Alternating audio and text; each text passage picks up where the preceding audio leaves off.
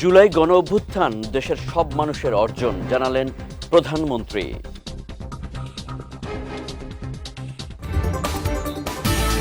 কার্যক্রম নিষিদ্ধ আওয়ামী লীগ দেশে আর রাজনীতি করতে পারবে না, মন্তব্য স্বরাষ্ট্রমন্ত্রী।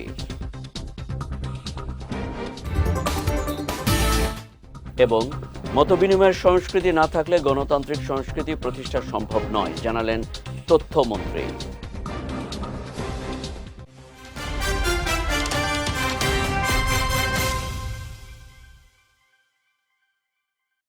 আসসালামু আলাইকুম। পুষ্টিচা নিবেদিত বিজয় রাতের সংবাদে আমন্ত্রণ জানাচ্ছি আমি কনুজ শিকদার। শুনছিলেন শিরোনাম, এবারে বিস্তারিত। জুলাই গণ অভ্যুত্থান কোনো ব্যক্তি বা রাজনৈতিক দলের নয়, বরং দেশের সব মানুষের অর্জন, এমন মন্তব্য করেছেন প্রধানমন্ত্রী তারেক রহমান। তিনি বলেন, দল মত নির্বিশেষে যারা আন্দোলনে অংশ নিয়েছেন এবং জীবন দিয়েছেন তাদের আত্মত্যাগের মর্যাদা রক্ষা করতে হবে। শনিবার রাজধানীর চীন মৈত্রী সম্মেলন কেন্দ্রে জুলাই আন্দোলনে নিহতদের স্মরণে আয়োজিত জাতীয় সম্মেলনে দেওয়া বক্তব্যে প্রধানমন্ত্রী বলেন, আন্দোলনের শহীদদের স্বপ্ন ছিল একটি পরিবর্তিত বাংলাদেশ, যেখানে মানুষের ন্যায্য অধিকার, মর্যাদা ও নিরাপত্তা নিশ্চিত হবে। বিচার প্রসঙ্গে তিনি বলেন, মানবতা বিরোধী অপরাধ বা হত্যাকাণ্ডে জড়িতদের বিরুদ্ধে আইন অনুযায়ী বিচার হবে, তবে বিচার যেন প্রতিশোধের হাতিয়ার না হয় সে বিষয়ে সতর্ক থাকার আহ্বান জানিয়ে তিনি বলেন, প্রয়োজনে সময় লাগলেও ন্যায় বিচার নিশ্চিত করতে হবে। এ সময় জাতীয় ঐক্যের ওপর গুরুত্ব আরোপ করেন প্রধানমন্ত্রী। বক্তব্যের এক পর্যায়ে নিজের পরিবারের দীর্ঘদিনের রাজনৈতিক নিপীড়নের প্রসঙ্গে তুলে ধরে প্রধানমন্ত্রী বলেন, প্রতিশোধ নয়, বরং সবাইকে সঙ্গে নিয়ে দেশ গড়ার আদর্শই সামনে রাখতে হবে। আমি সকল সময় বলে থাকি, 5ই আগস্ট যে অর্জন আমরা করেছি, এই অর্জন কোনো একক ব্যক্তি, কোনো একক রাজনৈতিক দলের অর্জন নয়, বরং এই অর্জন দল মত নির্বিশেষে বাংলাদেশের প্রত্যেকটি গণতন্ত্রকামী, প্রত্যেকটি শান্তিপ্রিয় মানুষের এটি অর্জন। আমার মাকে যদি জিজ্ঞেস করতে পারতাম, মা, গত 17 বছর আপনার উপরে যে মানসিক এবং শারীরিক নির্যাতন হয়েছে, আপনি কি চান আমি তার প্রতিশোধ নেই? আমার মায়ের সন্তান হিসাবে আমি নিশ্চিত আমার মা আমাকে বলতেন, তোমার দায়িত্ব দেশের সকলকে ঐক্যবদ্ধ করে সামনে এগিয়ে যাওয়া, দেশকে সামনে নিয়ে যাওয়া। কার্যক্রম নিষিদ্ধ আওয়ামী লীগ দেশে আর কোনোদিন রাজনীতি করতে পারবে না বলে মন্তব্য করেছেন স্বরাষ্ট্রমন্ত্রী সালাউদ্দিন আহমদ। শনিবার রাজধানীর চীন মৈত্রী সম্মেলন কেন্দ্রে জুলাই গণ অভ্যুত্থানের দ্বিতীয় বর্ষপূর্তি উপলক্ষে আয়োজিত জাতীয় সম্মেলনে তিনি এই মন্তব্য করেন। এ সময় তিনি বলেন, আওয়ামী লীগ রাজনৈতিকভাবে নির্মূল হয়েছে এবং দিল্লিতে দলটির দাফন সম্পন্ন হয়েছে। খুব শিগগিরই দলটিকে রাজনৈতিক দল হিসেবে বিচারের কাঠগড়ায় দাঁড় করানো হবে বলেও জানান তিনি। সালাউদ্দিন আহমদ জানান, মানবতা বিরোধী অপরাধে বর্তমানে 27টি মামলা বিচারাধীন রয়েছে এবং আরও 72টি মামলা তদন্ত প্রায় শেষ পর্যায়ে। গণহত্যার পরও সাবেক প্রধানমন্ত্রী শেখ হাসিনার কোনো অনুশোচনা নেই বলেও অভিযোগ করেন তিনি। একই সঙ্গে তিনি বলেন, জুলাই যোদ্ধাদের জঙ্গি আখ্যা দেওয়া অত্যন্ত দুঃখজনক এবং বিদেশে বসে গণতান্ত্রিক সরকারের বিরুদ্ধে ষড়যন্ত্র চালানো হচ্ছে। আওয়ামী লীগের রাজনৈতিক পতন হয়েছে, আওয়ামী লীগের রাজনৈতিকভাবে নিপাত হয়েছে, নির্মূল হয়েছে, দাফন হয়ে গেছে দিল্লিতে। সেই আওয়ামী লীগ বাংলাদেশে আর কোনোদিন রাজনীতি করতে পারবে না। রাজনৈতিক দল হিসাবে আওয়ামী লীগের বিচার দাবি করেছি আমরা, আপনারা দাবি করেছেন, তদন্ত পরিচালিত হচ্ছে। ইনশাআল্লাহ খুব শিগগির রাজনৈতিক দল হিসাবে সেই রাজনৈতিক দলকে বিচারের কাঠগড়ায় নিয়ে যাওয়া হবে। মতবিনিময়ের সংস্কৃতি না থাকলে গণতান্ত্রিক সংস্কৃতি প্রতিষ্ঠা সম্ভব নয় বলে জানিয়েছেন তথ্য ও সম্প্রচার মন্ত্রী জহিরুদ্দিন স্বপন। মন্ত্রী বলেন, বর্তমান বিশ্ব এক গভীর ও জটিল সংকটের মধ্য দিয়ে যাচ্ছে। এই পরিস্থিতিতে কোনোভাবেই একক কোনো আদর্শ, দর্শন বা চিন্তার আধিপত্য মানব সভ্যতার জন্য স্থায়ী সমাধান আনতে পারে না। শনিবার রাজধানীর তেজগাঁওয়ের একটি অভিজাত হোটেলে আল উম্মা ফাউন্ডেশনের আয়োজনে বৈশ্বিক গবেষণা, সংলাপ ও জ্ঞান চর্চার আন্তর্জাতিক প্ল্যাটফর্ম আল উম্মাহ জার্নাল ও ওয়েবসাইট এর উদ্বোধনী অনুষ্ঠানে প্রধান অতিথি হিসেবে উপস্থিত ছিলেন তিনি। অনুষ্ঠান পরবর্তী সাংবাদিকদের প্রশ্নের জবাবে এসব কথা বলেন মন্ত্রী। অন্তর্বর্তী সরকারের সাবেক ধর্ম উপদেষ্টা ডক্টর AFM খালিদ হোসেনের সভাপতিত্বে অনুষ্ঠানে বিশেষ অতিথি ছিলেন বিশ্বখ্যাত তুর্কি লেখক ও শিক্ষাবিদ অধ্যাপক ইয়াসিন আক্তাই। উদ্বোধনী অনুষ্ঠানে দেশ বিদেশের বিশিষ্ট গবেষক, শিক্ষাবিদ ও বিশেষজ্ঞদের অংশগ্রহণে একটি প্যানেল আলোচনা অনুষ্ঠিত হয়। এতে মুসলিম উম্মার বুদ্ধিবৃত্তিক নেতৃত্ব, গণমাধ্যম, শিক্ষা, প্রযুক্তি এবং বৈশ্বিক সহযোগিতার বিভিন্ন দিক নিয়ে বিস্তারিত আলোচনা করা হয়। কোনোভাবেই একটি নির্দিষ্ট চিন্তা অথবা একটি নির্দিষ্ট দর্শনের একক আধিপত্য কোনো সমাধান হতে পারে না। আবার সকল মত বিনিময়ের একটি সুস্থ সংস্কৃতি না থাকলে পরে আমরা গণতান্ত্রিক সংস্কৃতি প্রতিষ্ঠা করতে পারবো না। এই উদ্দেশ্য যেহেতু এই জার্নাল ঘোষণা করেছে, সে কারণেই আমি এখানে উপস্থিত হয়েছি। আইনমন্ত্রী মোহাম্মদ আসাদুজ্জামান বলেছেন, প্রধানমন্ত্রী তারেক রহমানের দেখানো পথই জুলাইয়ের স্বপ্ন বাস্তবায়নের পথ। আমরা সেই পথ ধরে এগিয়ে যাব। আমরা জুলাই হত্যাকাণ্ডের বিচার করতে বদ্ধপরিকর। শনিবার রাজধানীর চীন মৈত্রী আন্তর্জাতিক সম্মেলন কেন্দ্রে আয়োজিত জুলাই জাতীয় সম্মেলনে তিনি এসব কথা বলেন। মন্ত্রী বলেন, আমাদের এক পাশে বসে ফ্যাসিবাদ সার্বভৌমত্ব হরণের চেষ্টা করছে, আর এক পাশে মৌলবাদীরা ক্ষমতার মোহে অন্ধ হয়ে যাচ্ছে। এদের থেকে সাবধান থাকার জন্য সকলের প্রতি আহ্বান জানান তিনি। আমাদের এক পাশে বসে ফ্যাসিবাদ সার্বভৌমত্ব হরণের চেষ্টা করছে, আমার আর এক পাশে মৌলবাদ যারা ক্ষমতার মোহে অন্ধ হয়ে যাওয়ার চেষ্টা করছে। এদের থেকে সাবধান থাকার জন্য আপনাদের কাছে অনুরোধ। মাননীয় প্রধানমন্ত্রীর দেখানো পথ জুলাইয়ের পথ, মাননীয় প্রধানমন্ত্রীর দেখানো পথ জুলাইয়ের স্বপ্ন বাস্তবায়নের পথ। আমরা সেই পথ ধরে এগিয়ে যাব। আমরা বদ্ধপরিকর প্রতিটি জুলাই হত্যাকাণ্ডের বিচার করতে। ইনশাআল্লাহ আমরা সেটা করতে সম্ভবপর হব।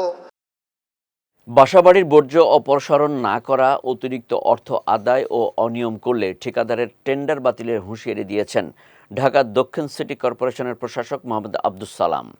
শনিবার সকালে রাজধানীর শান্তিনগর বাজারে ক্লিনিং ডে কর্মসূচিতে তিনি এই হুঁশিয়ারি দেন। আব্দুস সালাম জানান, বর্জ্য অপসারণ নিয়ে বিভিন্ন অভিযোগ প্রমাণিত হলে সংশ্লিষ্ট ঠিকাদারদের বিরুদ্ধে ব্যবস্থা নেওয়া হবে এবং ভবিষ্যতেও তারা আর টেন্ডার পাবে না। মার্কেট কর্তৃপক্ষ ও হকারদের নির্ধারিত সময়ের মধ্যে নির্ধারিত স্থানে বর্জ্য ফেলতে হবে। নগরকে পরিচ্ছন্ন রাখতে সবার সহযোগিতা কামনা করেন তিনি। এছাড়া ডেঙ্গু রোগীদের চিকিৎসা নিশ্চিতে হাসপাতালগুলোকে প্রয়োজনীয় প্রস্তুতিও নেওয়ার কথা জানান তিনি। যারা টেন্ডার নিয়েছেন, এখন পর্যন্ত বিভিন্ন জায়গায় কমপ্লেন আসছে, অনেক জায়গা থেকে তারা নিয়মিত আবর্জনা পরিষ্কার করছেন না।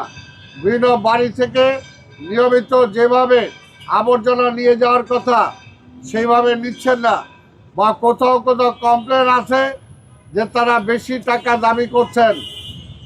আমি পরিষ্কার বলে দিতে চাই, যদি আমরা দেখি যে আমাদের এই সিস্টেমটা ওয়ার্ক করছে না, তারা জবরদস্তি করছে, তারা নিয়মিত নিচ্ছে না, তাহলে আগামী টেন্ডার আমরা এইভাবে এই প্রসেসে আমরা কোনো টেন্ডার করব না, এবং আগামীতে এই ধরনের তাদেরকে আমরা টেন্ডার দিবও না। প্রয়োজনে আমরা নতুন ভিন্ন কোনো মাত্রায় আমরা আবর্জনা সংগ্রহ করার জন্য আমরা চেষ্টা করব। উত্তর পশ্চিম বঙ্গোপসাগর ও তৎসংলগ্ন উত্তর উড়িষ্যা, পশ্চিমবঙ্গ উপকূলীয় এলাকায় একটি লঘুচাপ সৃষ্টি হয়েছে। এর প্রভাবে উত্তর বঙ্গোপসাগর, বাংলাদেশের উপকূলীয় এলাকা এবং সমুদ্র বন্দরগুলোর ওপর দিয়ে ঝোড়ো হাওয়া বয়ে যেতে পারে। শনিবার এক সতর্কবার্তায় এই তথ্য জানিয়েছে আবহাওয়া অধিদপ্তর। এতে বলা হয়, চট্টগ্রাম, কক্সবাজার, মোংলা ও পায়রা সমুদ্র বন্দরকে ৩ নম্বর স্থানীয় সতর্ক সংকেত দেখাতে বলা হয়েছে। এছাড়াও উত্তর বঙ্গোপসাগরে অবস্থানরত মাছ ধরার নৌকা ও ট্রলারগুলোকে উপকূলের কাছাকাছি থেকে সাবধানে চলাচল করার নির্দেশনা দিয়েছে আবহাওয়া অধিদপ্তর। এবার পুষ্টি চিনিগুড়া চাল নিবেদিত জেলা সংবাদ।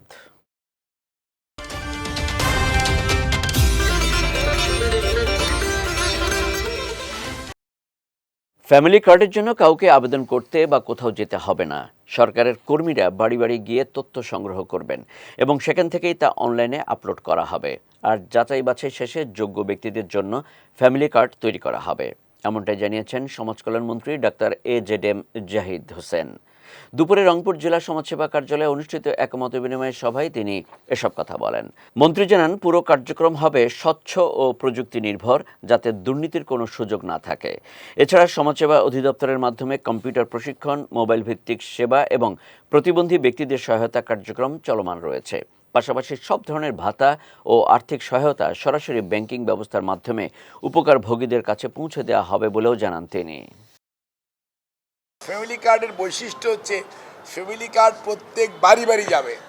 ফ্যামিলি কার্ডের কাছে কারো যাইতে হবে না। ফ্যামিলি কার্ড প্রত্যেক বাড়ি বাড়ি যাবে এবং বাড়ি বাড়ি যে তথ্য সংগ্রহ করবে সেই তথ্য ওখান থেকেই তারা কম্পিউটারে আপলোড করবে। সেখান থেকে অটোমেটিক্যালি জেনারেট হবে কারা ফ্যামিলি কার্ড পাওয়ার উপযুক্ত, কারা উপযুক্ত না। ফ্যামিলি কার্ড পাবে সবাই, কিন্তু উপকারভোগীর তার নির্বাচন হবে কম্পিউটারে। PMT প্রক্সিমিটি মিনস টেস্ট বলে একটা স্কোরিং আছে, সেই স্কোরিংয়ের মাধ্যমে এটা নির্বাচিত হবে এবং তার পরবর্তীতে এটা যাচাই বাছাই কিছুটা হবে। তারপরে ইনশাল্লাহ আপনি মনে করতে পারেন ম্যাক্সিমাম 10 থেকে 12 সপ্তাহের মধ্যে বাংলাদেশের প্রত্যেক উপজেলায় আপনার রংপুর শহর সহ সর্বত্রই চালু হয়ে যাবে ইনশাআল্লাহ। চিকিৎসা সেবা খাতে বরাদ্দের একটি বড় অংশ অপচয় হয় বলে মন্তব্য করেছেন বাণিজ্যমন্ত্রী খন্দকার আব্দুল মুক্তাদির। সকালে সিলেট মেডিকেল বিশ্ববিদ্যালয়ের হলরুমে আয়োজিত পর্যালোচনা সভায় তিনি এই মন্তব্য করেন। মন্ত্রী বলেন, ভারত, নেপাল, ভুটান, পাকিস্তান ও আফগানিস্তানের তুলনায় বাংলাদেশে চিকিৎসা ব্যয় অনেক বেশি। যেখানে জনবল প্রয়োজন সেখানে দ্রুত পদায়ন নিশ্চিত করতে হবে এবং নির্মিত স্বাস্থ্যসেবা অবকাঠামোর কার্যকর ব্যবহার বাড়াতে হবে বলেও জানান তিনি। সিলেট মেডিকেল বিশ্ববিদ্যালয়ের উপাচার্য অধ্যাপক জিয়াউর রহমান চৌধুরীর সভাপতিত্বে সভায় স্থানীয় জনপ্রতিনিধি, স্বাস্থ্য প্রশাসনের কর্মকর্তা, চিকিৎসক ও সংশ্লিষ্ট বিভিন্ন প্রতিষ্ঠানের প্রতিনিধিরা অংশ নেন। বাংলাদেশে out of pocket medical expense হচ্ছে প্রায় 3/4। ইভেন নেপাল, ভুটান, ইন্ডিয়া, পাকিস্তান, আফগানিস্তান এদের আউট অফ পকেট এক্সপেন্স আমাদের থেকে কম। কিন্তু এর থেকে বড় দুঃখের কথা হলো যে পরিমাণ বরাদ্দ যায় তার একটা বিশাল অংশ হারিয়ে যায়। It's not spent for real cause. এই টাকার বরকত আসে না। সামান্য যে পরিমাণ হয় এটা সন্তোষজনক না, কিন্তু যতটুকু হয় ততটুকু রিটার্ন আসে না, কারণ প্রপারলি স্পেন্ড হয়। স্বাস্থ্যমন্ত্রী সর্দার মোহাম্মদ সাখাওয়াত হোসেন বলেছেন, যেখানে অবহেলা, দুর্নীতি সেখানেই চাকরিচ্যুত। বদলিতে বিশ্বাস করি না। সততার সঙ্গে কাজ করতে হবে। দুর্নীতি, ঘুষ বাণিজ্য বন্ধ করতে হবে। এটাকে কোনো প্রশ্রয় দেব না। শনিবার দুপুরে নরসিংদীর শিশু একাডেমি মিলনায়তনে আয়োজিত নরসিংদী ডায়াবেটিক সমিতির 31তম বার্ষিক সাধারণ সভায় প্রধান অতিথির বক্তব্যে তিনি এসব কথা বলেন। স্বাস্থ্যমন্ত্রী আরও বলেন, দেশের প্রতিটি মেডিকেল কলেজ, হাসপাতালে 50 শয্যার ডায়ালিসিস সেন্টার করা হবে। ইউনিয়নের কমিউনিটি ক্লিনিকগুলোকে সংস্কারের মাধ্যমে নতুনভাবে সাজিয়ে আরও ডাক্তার এবং স্বাস্থ্যকর্মী নিয়োগ করা হবে। ফ্যামিলি প্ল্যানিং সেন্টারগুলোকে উন্নত করা হবে। স্বাস্থ্যমন্ত্রী জানান, এবারের বাজেট কোনো টাকার বাজেট না, আদর্শের বাজেট। বাংলাদেশের প্রত্যেক মেডিকেল কলেজ, হাসপাতালে আমরা রিমোট এরিয়ার মানুষের কথা চিন্তা করে কার্যক্রম গ্রহণ করেছি। 50টা ডায়ালাইসিস মেশিন দিয়ে 50 বেডের ডায়ালাইসিস সেন্টার প্রত্যেক মেডিকেল কলেজ, হাসপাতালে করতে যাচ্ছে অল ওভার দ্য কান্ট্রি। প্রাথমিক বিদ্যালয়ের মতো মাধ্যমিক বিদ্যালয়ে মিড ডে মিল চালুর বিষয়টি সরকার গুরুত্বের সঙ্গে বিবেচনা করছে বলে জানিয়েছে পানি সম্পদ মন্ত্রী শহীদুদ্দিন চৌধুরী অ্যানি। শনিবার লক্ষ্মীপুরের চন্দ্রগঞ্জে প্রতাপগঞ্জ উচ্চ বিদ্যালয়ের বার্ষিক পুরস্কার বিতরণী ও সাংস্কৃতিক অনুষ্ঠানে প্রধান অতিথির বক্তব্যে তিনি এসব কথা জানান। মন্ত্রী বলেন, নোয়াখালীর সঙ্গে লক্ষ্মীপুরের রেল যোগাযোগ স্থাপন এবং এই অঞ্চলের অবকাঠামোগত উন্নয়নে সরকার কাজ করবে। এর আগে তিনি বিদ্যালয়ের একটি সম্প্রসারিত ভবনের ভিত্তিপ্রস্তর স্থাপন করেন।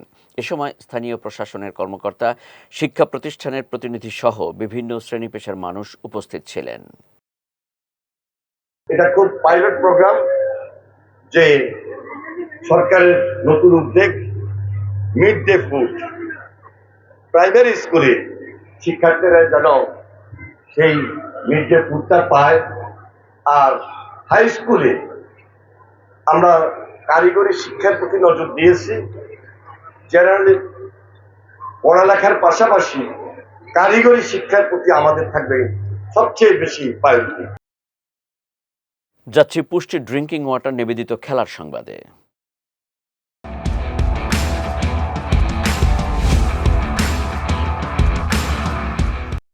বাংলাদেশের বিপক্ষে 3 ম্যাচের ওয়ানডে সিরিজের জন্য 15 সদস্যের দল ঘোষণা করেছে জিম্বাবুয়ে ক্রিকেট। হারারেতে আগামী 6 জুলাই শুরু হওয়া এই সিরিজে প্রথমবারের মতো ওয়ানডে দলের অধিনায়ক হিসেবে দায়িত্ব পালন করবেন পেসার রিচার্ড এনগারাভা। এছাড়া দলে রয়েছেন অভিজ্ঞ ব্যাটার ক্রেইগ আরভিন ও অলরাউন্ডার সিকান্দার রাজা। সদ্য সমাপ্ত টেস্ট সিরিজে সেঞ্চুরি করা ইনোসেন্ট কাইয়াও ফিরেছেন স্কোয়াডে। এদিকে পেস আক্রমণে এনগারাভার সঙ্গে থাকছেন Blessing Muzarabani, Brad Evans, Newman Nyamhuri ও আর্নেস্ট মাসুকো। স্পিন বিভাগে রয়েছেন রায়ান বার্ল, ওয়েসলি মাধেভেরে ও ওয়েলিংটন মাসাকাজ্জা। হারারে স্পোর্টস ক্লাবে বাংলাদেশের বিপক্ষে আগামী 6, 9 ও 11 জুলাই এই ওয়ানডে সিরিজের ম্যাচ অনুষ্ঠিত হবে। 2022 কাতার বিশ্বকাপে রূপকথার গল্প লিখেছিল মরক্কো। সেমিফাইনালে উঠে ইতিহাস গড়া সেই দলের অধিকাংশ মুখ এখন বদলে গেছে। নতুন কোচ, নতুন কৌশল আর একঝাঁক তরুণ ফুটবলার নিয়ে এবারও দারুণ ছন্দে আছে আটলাস লায়ন্সরা। বিশ্বকাপে এখনও অপরাজিত মরক্কো শেষ 16 নিশ্চিত করেছে নেদারল্যান্ডসকে টাই ব্রেকারে হারিয়ে। বাংলাদেশ সময় শনিবার রাত 11টায় হিউস্টনে কানাডার বিপক্ষে স্পষ্ট ফেভারিট হিসেবেই মাঠে নামবে তারা। জয় পেলে কোয়ার্টার ফাইনালে অপেক্ষা করতে পারে পুরনো প্রতিপক্ষ ফ্রান্স। নতুন কোচ মোহাম্মদ উহাবির অধীনে রক্ষণভিত্তিক ফুটবল ছেড়ে আরও আক্রমণাত্মক ও গতিময় খেলছে মরক্কো।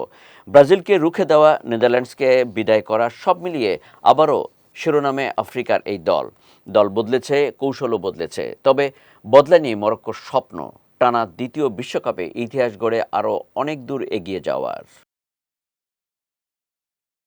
পুষ্টি চা নিবেদিত বিজয় রাতের সংবাদ শেষ করার আগে শিরোনামগুলো দেখে নিচ্ছি আরও একবার।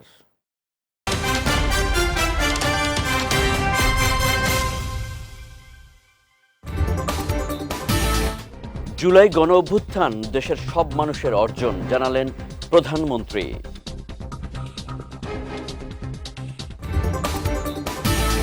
কার্যক্রম নিষিদ্ধ আওয়ামী লীগ দেশে আর রাজনীতি করতে পারবে না, মন্তব্য স্বরাষ্ট্রমন্ত্রী।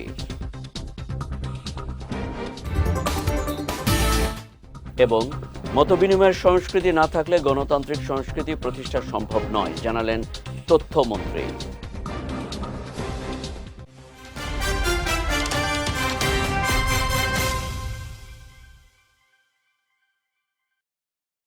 বিজয় রাতের সংবাদ শেষে আজকের মতো আমি কনুদ শিকদার আপনাদের কাছ থেকে বিদায় নিচ্ছি। আগামীকাল একই সময়ে নতুন সব খবর দেখতে চোখ রাখুন বিজয় টিভিতে। এছাড়াও আজকের বিজয় রাতের সংবাদের ভিডিও দেখতে পারেন আমাদের ইউটিউব এবং ফেসবুক পেজে। আমাদের ইউটিউব হলো youtube.com/BijayTVOfficial এবং আমাদের ফেসবুক পেজ হলো facebook.com/BijayTVLimited। এতক্ষণ সঙ্গে থাকার জন্য ধন্যবাদ সবাইকে।